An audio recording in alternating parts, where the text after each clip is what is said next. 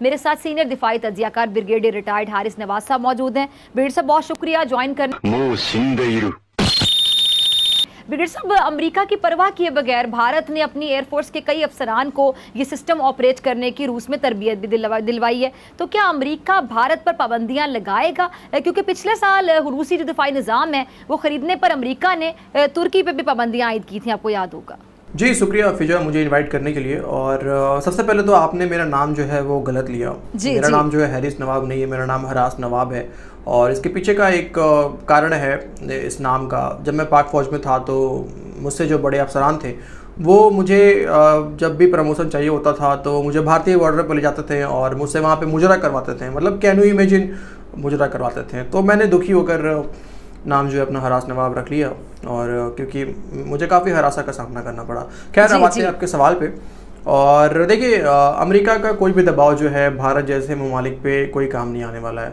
आप देखिए अभी जो भी चल रहा है, और अमेरिका ने और यूरोपियन ममालिक ने कितना ज़्यादा सैंक्शन लगाया रशिया पे, कितना दबाव बनाया, और इवन चाइना तक को जो है उन्होंने धमकी दे डाली। लेकिन भारत क्या कर रहा है? तो भारत उल्टा रूस से और ज़्यादा तेल खरीद रहा है। तो भारत शुरू से जो है एक अपने पैर पे खड़ा होकर चलने वाला मुल्क है। हमारे जैसा तो वो है नहीं कि इधर से भीख मिला उधर झुक जाओ, झुका दो सबको, और वहाँ से मतलब अब इससे ज़्यादा और क्या बोलूँ।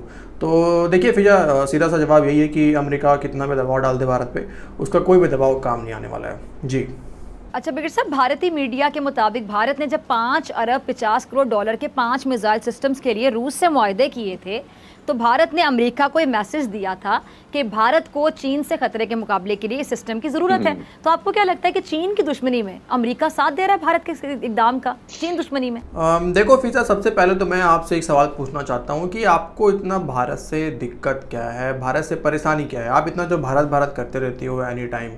आपको पता है कि कई ऐसे भारतीय यूट्यूबर हैं जो आपके वीडियो को अपलोड करते हैं, आपको बुरी तरह ट्रोल करते हैं, और वो ये तक कहते हैं कि चीखने चिल्लाने के समय भी आपके मुंह से जो है भारत का शब्द जो है वो बाहर आता है। बड़ा हरामी हो बेटा। अब पता नहीं उन्होंने देखा है या मैंने, तो मुझे नहीं पता। लेकिन यार थोड़ा सा कम करो इस चीज़ को। देखो भारत हमसे बहुत आगे है। जहाँ तक आप बात कर रहे हो S-400 की, तो वो एक अव्वल नंबर का एयर डिफेंस सिस्टम है, और वो किसी भी तरह का जो मिसाइल हो, एयर थ्रेट हो, उसको मार गिराने में सक्षम है। तो हमारे जैसे गरीब और चाइनीज़ वाले इक्विपमेंट वाले और गरीबी वाले मुल्क के लिए S-400 का दरकार है ही नहीं। उन्होंने उतने समय से कभी S-400 लगाए नहीं। उनके लिए जो उनके पास जो बाकी एयर डिफेंस सिस्टम है वो हमारे लिए तो काफ़ी हैं। उन्होंने जाहिर सी बात है उन्होंने चाइना के लिए ख़रीदा है। अब आप खुद देख लो, बालाकोट वो आ गए 80 किलोमीटर अंदर, बम गिरा दिया, वापस चले गए। क्या उखाड़ लिया हम लोगों ने? नहीं, मतलब आने के टाइम पे हमारा एयर डिफेंस सिस्टम कहाँ था हमें पता ही नहीं चला। उसके बाद अभी हाल ही का वाक़या आप ले लो, तो उन्होंने मिसाइल डाल दिया हमारे ऊपर में, 2 दिन के बाद हमें खबर मिली। ठीक है। और जिस तरह का सवाल तुमने पूछा है, मुझे तो शक लग रहा है कि तुम्हारा जो डॉक्टर का डिग्री है वो भी कहीं जाली तो नहीं है, क्योंकि ये जाहिर सी बात है चीन के लिए है, और अमेरिका इसमें पूरा भारत का समर्थन है, भारत को सपोर्ट कर रहा है, समर्थन मिला हुआ है उसको, अमेरिका का भारत को। जी अच्छा ब्रिगेडियर साहब, आगे चलते हैं। भारत में ना कुछ वीडियोस वायरल हो रही है जिसमें भारत की जो हिंदू इंतहा पसंद जमातें हैं उनके 3 रोज़ा इज्तिमा में नफरत अंगेज़ तकारीर और उनमें अक़लियतों के खात्मे, खुसूसन जो 20 करोड़ आबादी की हामिल मुस्लिम अक़लियत है उसको बाकायदा निशाना बनाया जा रहा है। भारतीय मीडिया की कई रिपोर्ट्स में जो इंतहा पसंद जमातें हैं उनके रहनुमाओं का हवाला देकर बाकायदा बताया गया है कि जी मुल्क में ये जो नफरत अंगेज़ तकारीर है इसका एक और सिलसिला हालिया इज्तिमा में देखा गया है। तो क्या कहेंगे आपके, ये मोदी सरकार जब तक रहेगी अक़लियतों के साथ यही होता रहेगा, उनकी ज़िंदगी खतरे में रहेंगी?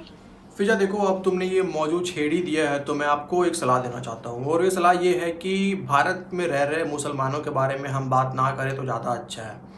अब इसके पीछे का कारण क्या है? कम से कम भारत में जो महिलाएं रह रही हैं, कम से कम वो अपनी आवाज़ तो बुलंद कर रही हैं। जो वहाँ की मुस्लिम महिलाएं हैं, अगर उन्हें कोई चीज़ से परेशानी है तो वो अपनी आवाज़ को बुलंद करती हैं। इतनी आज़ादी तो कम से कम भारत में मुस्लिम महिलाओं को मिला है। अब हमारे इधर की तुम बातें तुम करती नहीं हो। कल हमारे इधर क्या हुआ शायद तुम्हें पता ना हो। कल हमारे मुल्क में एक हिंदू लड़की जिसका नाम पूजा कुमारी है, उसको मार दिया गया क्योंकि उसने निकाह करने से इनकार कर दिया था। तो हमारे इधर में जो हिंदू बरादरी है उनकी बात हम करते नहीं हैं, और हम मुसलमान जो भारत में रह रहे हैं उसकी बात यहाँ पे हम बैठ के कर रहे हैं। 14% से 1% रह गए हैं, और तुम्हें पता है वो 1% क्यों है? जी, 1% जी। इसलिए है क्योंकि घर में झाड़ू पोछा करना हो, नाली साफ करना हो, सेक्स रैकेट चलाना हो, उस काम के लिए हम लोगों ने 1% छोड़ दिया है। नहीं तो हमें 1% कन्वर्ट करने में टाइम कितना लगेगा?